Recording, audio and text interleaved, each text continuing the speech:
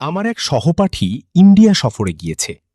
সে আমাকে তার সফরের কাহিনী শোনানোর সময় বলেছে সেখানে এক জায়গায় মেহমানদারিতে তাকে খরগোশের গোশত দিয়েছে এবং সে তা খেয়েছে।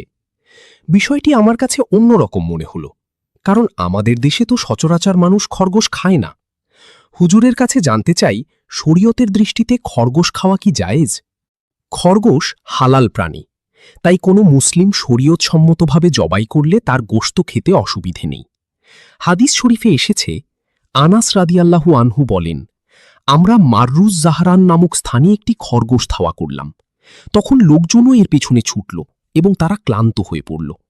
এরপর আমি সেটিকে ধরতে সক্ষম হলাম এবং আবু তালহা রাদিয়াল্লাহু আনহুর নিকট নিয়ে গেলাম। তিনি খরগোশটি জবাই করলেন এবং তার পিছনের অংশ বা 2 রান রাসূলুল্লাহ সাল্লাল্লাহু আলাইহি ওয়াসাল্লামের নিকট পাঠালেন এবং তিনি তা গ্রহণ করলেন। সহিহ বুখারী।